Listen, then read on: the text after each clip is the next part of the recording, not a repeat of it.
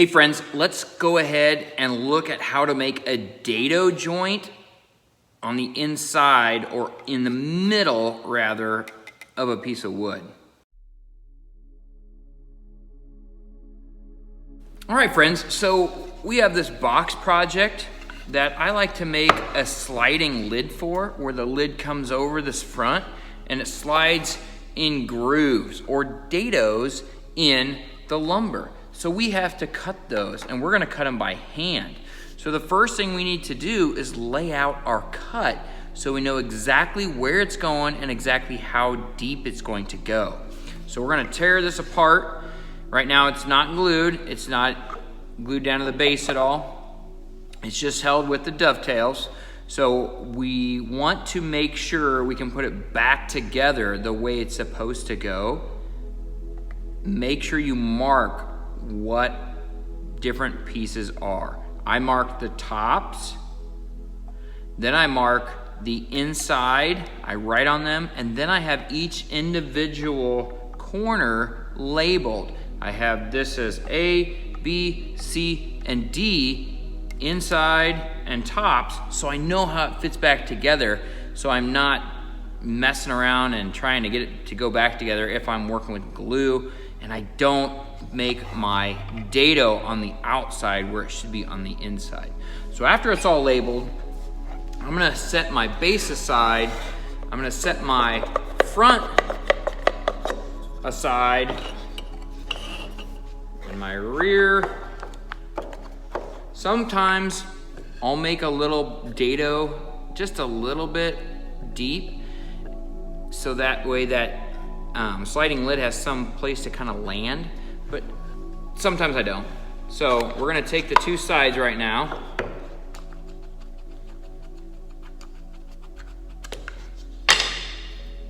And right now these are the bottoms.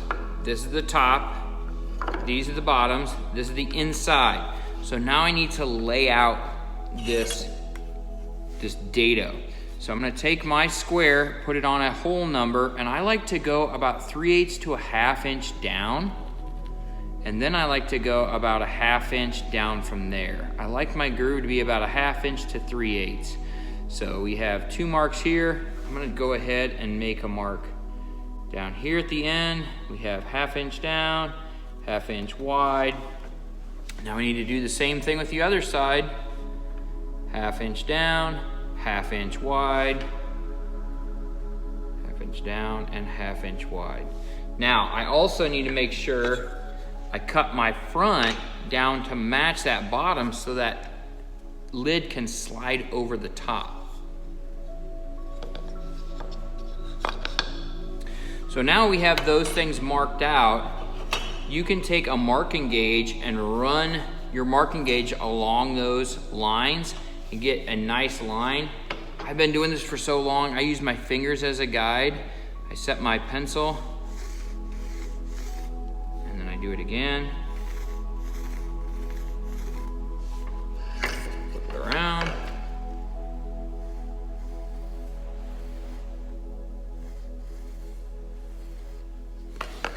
So now what you can do is you can either cut all the way through, or with this,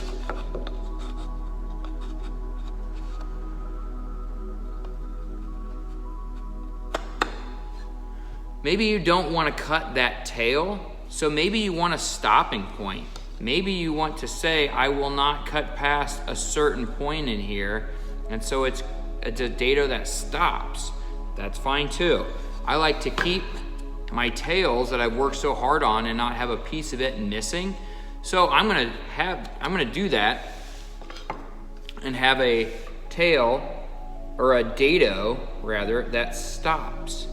And I'm gonna do the same thing over here. The dado will stop and not go past that. So here's how we're gonna do that. I'm gonna face this in the vise.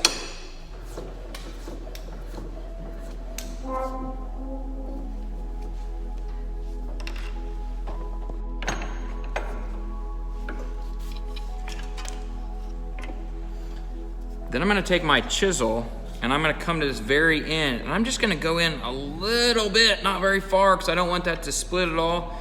And I'm going to make the stopping point with my chisel first. Just a little bit. Then I'm gonna get my, oh, you know what we forgot? We forgot depth. So I wanna go about halfway through this. I don't wanna go very deep, because I don't want that being very weak here, but I wanna go about halfway through. I'm gonna mark that so I know how deep I'm gonna go. Then I can put it back in here. Now, I'm gonna start cutting, and I'm gonna start at an angle and rotate down. And I'm gonna do that on both sides.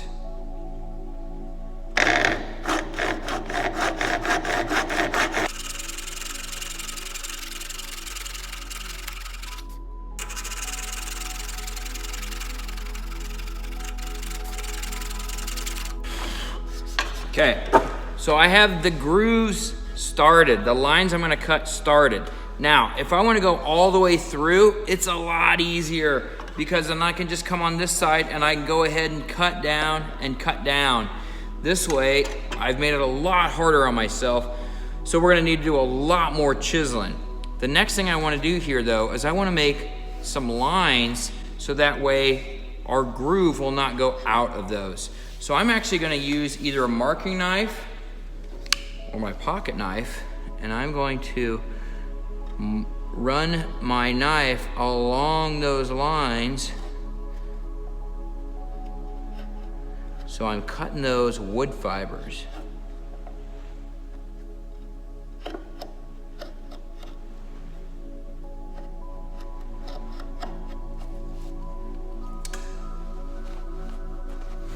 So now I can go back to my saw if I want, or I can start using my chisel a little bit, and I don't want to put a whole lot of pressure on this wood or on this chisel, because I want a little bit out. So what I'm going to do is just go down a little bit at a time.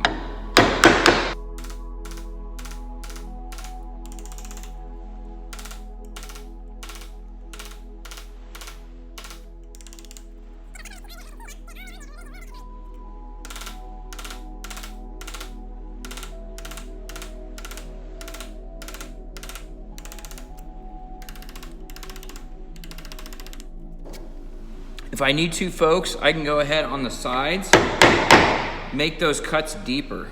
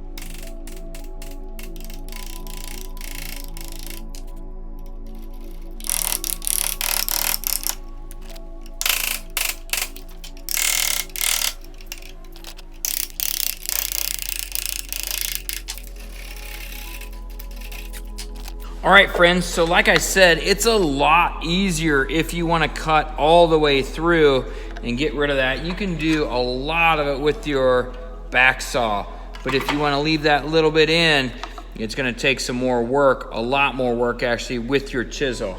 So after I get it to this point, I have a square file that I like to come in here and file it with, and then with a sharp chisel, I like to come on the back side and just do some hand work and not use the mallet so much and just square up everything and get it to look a lot nicer after you did the hard work of getting it all out.